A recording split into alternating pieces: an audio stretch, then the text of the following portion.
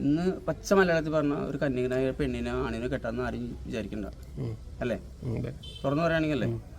എല്ലാവരും എന്തുകൊണ്ടെന്ന് വെച്ചാൽ ഇന്നത്തെ കാലം പണ്ടാണെങ്കിൽ നമ്മൾ ഒരു അഫെയർ ബന്ധത്തിലായി എന്താ ചെയ്യുക, മാക്സിമം സിനിമയ്ക്ക് പോകും പെങ്ങളെ. ഇന്ന് ഒരു 18 വയസ്സ് കഴിഞ്ഞാൽ ഒരു ബന്ധത്തിലേക്ക് ഏർപ്പെട്ടാൽ നേരെ ഒരു മാസമുള്ള ഒരു ബെഡ്റൂമിലുണ്ടാവും. 100% ഞാൻ തുറന്നു പറയാം കാര്യം, തുറന്നു പറയാം. അപ്പോൾ അത് കഴിഞ്ഞിട്ട് ഇപ്പോൾ അവരെന്താ ചെയ്യുക, സാധാരണ കുറച്ച് നാൾ കഴിഞ്ഞ് കഴിഞ്ഞാൽ പിന്നെ ആ ഒരു കന്യകനായിട്ടുള്ള ആണിനെ ഒരു പെണ്ണെ കെട്ടാന്ന് ആരും വിചാരിക്കേണ്ട. ആ കെട്ടി കഴിഞ്ഞിട്ട് നേരെയാൻ പറ്റും നോക്കാം.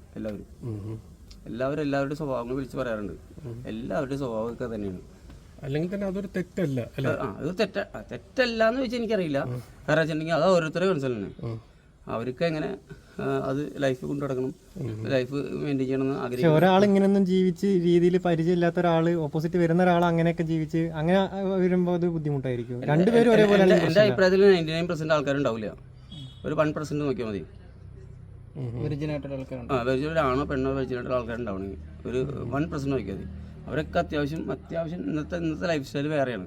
അപ്പോൾ അവർ അടിച്ചുപൊളി നടക്കേണ്ടത് തന്നെ ആഫ്റ്റർ മാരേജ്. ഇത് കെട്ടി കഴിഞ്ഞിട്ട് ഇപ്പം നമുക്ക് കൂടുതലും ഈ അഫെയർമാർ തമ്മിൽ പ്രശ്നം ഉണ്ടാവണം എപ്പോഴാണ്? ഒരുപാട് കാര്യങ്ങൾ. മേജർ കാര്യം എന്തായിരിക്കും നിങ്ങളുടെ അഭിപ്രായത്തിൽ? അവിഹിതമല്ല, മേജർ കാര്യം എന്ന് പറഞ്ഞാൽ ഫോണാണ്. ഈ ഫോൺ എന്ന് പറയുന്ന സാധനം നമ്മുടെ മനസ്സാണ്.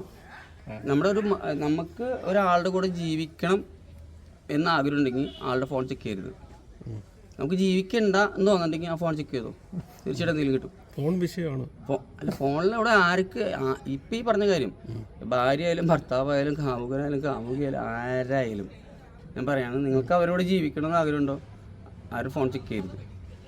ജീവിക്കേണ്ടെന്ന് ആഗ്രഹം ഇപ്പോൾ തോന്നുന്നു, ഫോൺ ചെക്ക് ചെയ്താൽ മതി, അപ്പോൾ തന്നെ തീരുമാനം ഉണ്ടാവും. അതായത് അതിനുള്ള തീരുമാനം എന്തെങ്കിലും അവിടെ ഉണ്ടാവും. അത് ഇന്നത്തെ ലൈഫിൽ അങ്ങനെയാണ്. അവരുടെ മനസ്സാണ് അവരുടെ ഫോൺ. ശരിയാ.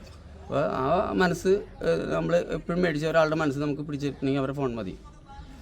ഒന്നുമില്ലെങ്കിലും എന്തുകൊണ്ടാണ് പോലീസ് അറസ്റ്റ് ചെയ്ത് കഴിയുമ്പോൾ ആദ്യം തന്നെ ഫോൺ മേടിച്ച് പിടിക്കുന്നതിനാ? കാര്യങ്ങൾ അതിനകത്ത് കിട്ടും. കാര്യങ്ങൾ അതിനകത്ത് കിട്ടും. ഇത് മാറ്റൂല.